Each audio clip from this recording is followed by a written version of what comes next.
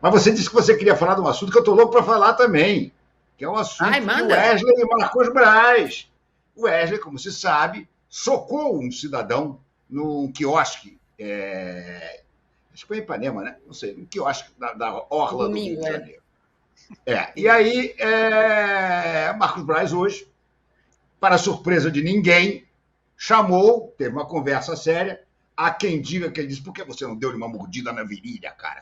Mordida na virilha não deixa marca. Pô, negócio de soco no olho, fica lá marcado, pô. Mordi a virilha dele que a coisa estava resolvida. Que moral tem Marcos Braz para falar com alguém sobre agressão? Qualquer cartola poderia ter ido falar com Wesley, menos Marcos Braz. Marcos Braz é o que eu digo, só se ele disse que o negócio era mordida na virilha. Claro que o Wesley não foi punido, como o Marcos Braz não foi punido. O Flamengo ignorou solenemente aquele episódio dantesco do shopping, onde o Marcos Braz e uma secla surraram o torcedor.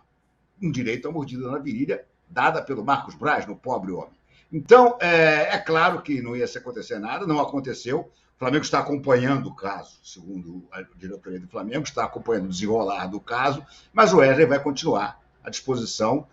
Só não vai jogar porque atualmente é banco, vai jogar o Varela, mas é absurdo, né? Agora, fico me perguntando aqui, que exemplo pode dar um cartola como o Marcos Braz?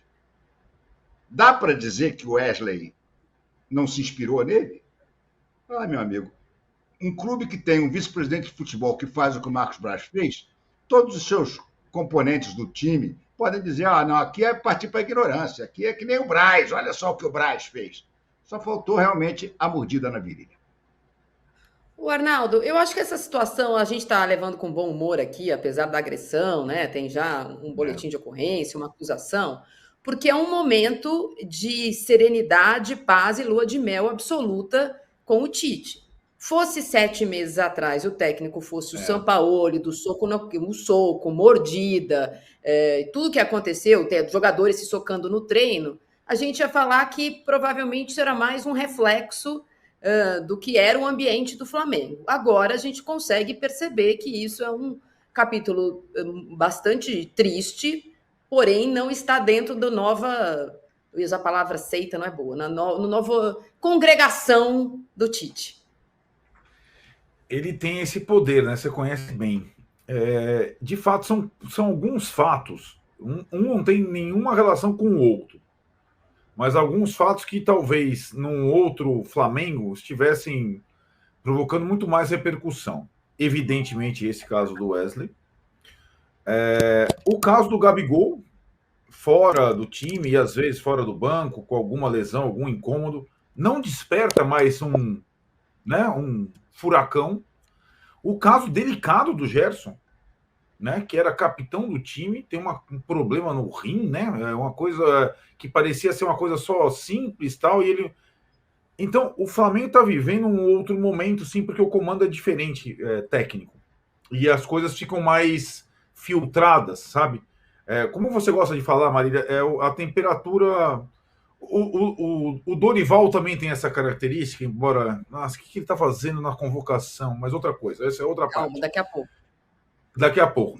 O Dorival também tem essa característica de baixar a fervura, mas não nesse tom que o Tite conseguiu já.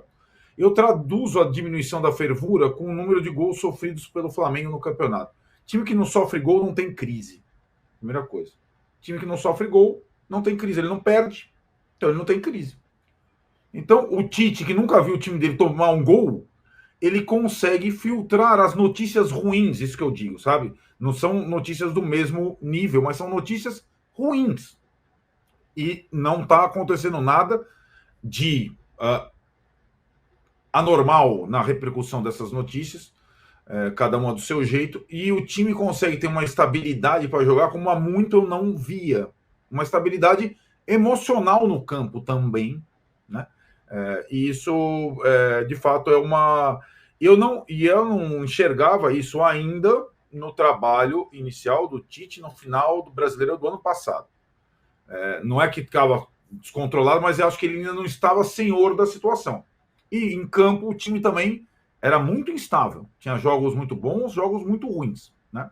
Eu até estava comparando como foi a trajetória de São Paulo e Flamengo desde não do jogo da Copa do Brasil, do último jogo do Campeonato Brasileiro.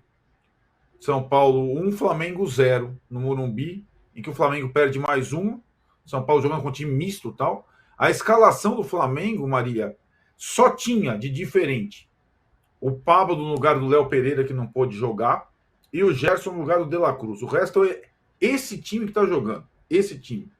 E parece outro time. Porque acho que o time deu uma revigorada e acho que tem muito a ver com o controle do ambiente externo também, sabe? Isso faz uma diferença grande no campo. E esse é um Flamengo que ainda dá manchetes, evidentemente, até essas mais bizarras, mas são manchetes que não têm grande repercussão, digamos assim, interna. Não tem um efeito avalanche, devastador, como vem acontecendo nos últimos anos. Arnaldo, tem uma Danilo. pequena diferença. Só uma coisinha, Marília, só para fechar um comentário que o Arnaldo acabou de fazer.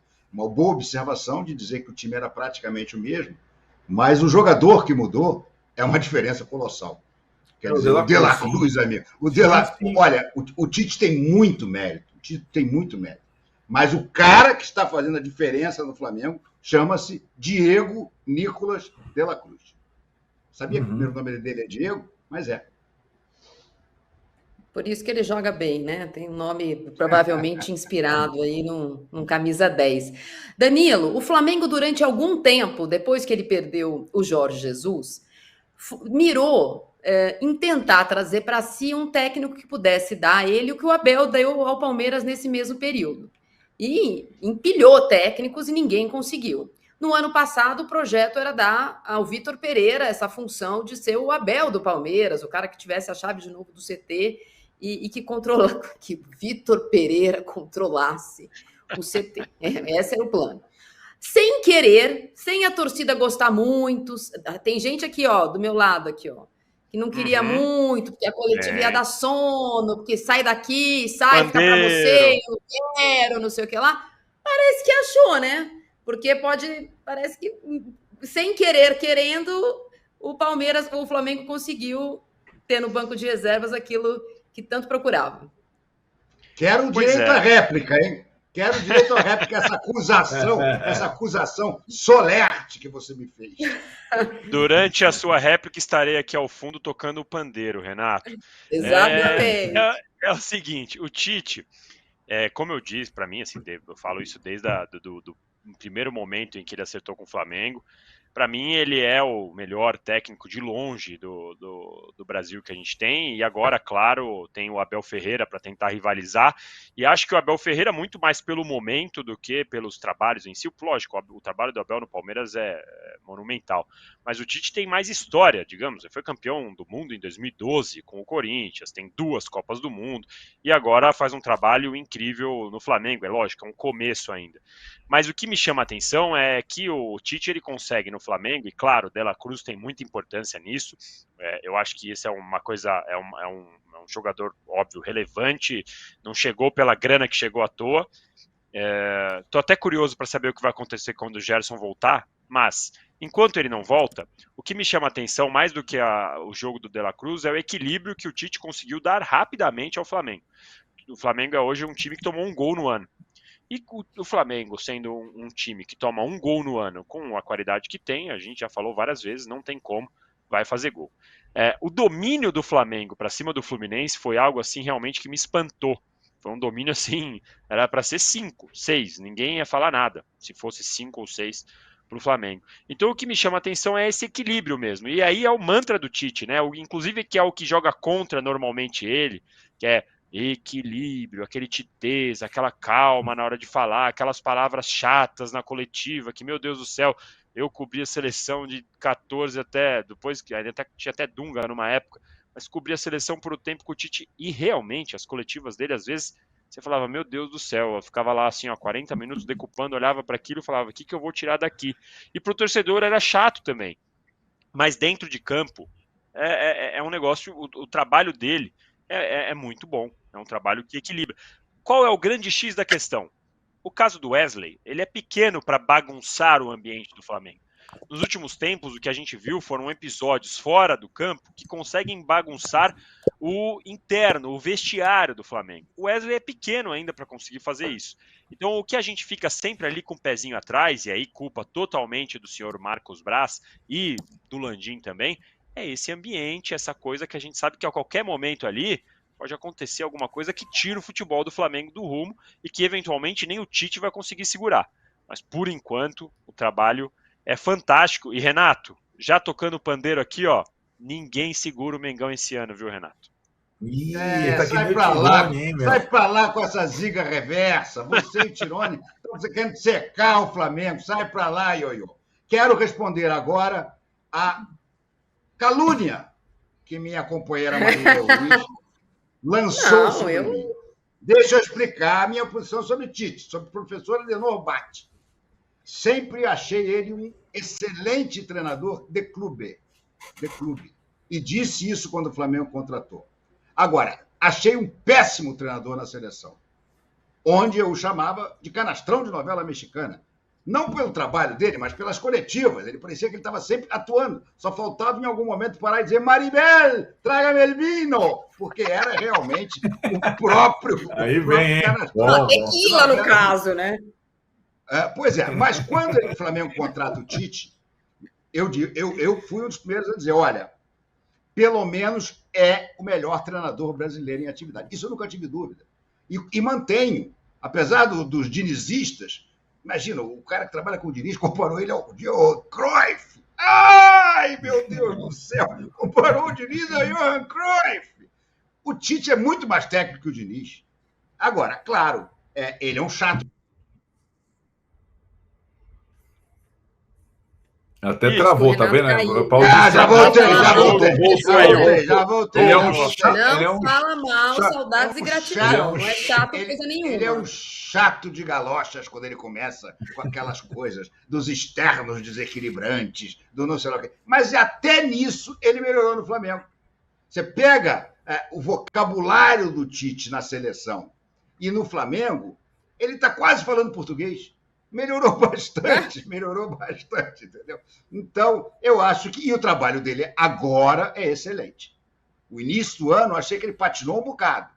Mas desde o jogo contra o time de Saquarema, que o Juca Kfouri ficou tão espantado de haver um time em Saquarema, o Boa Vista, desde o jogo com o Boa Vista, esse time engatou.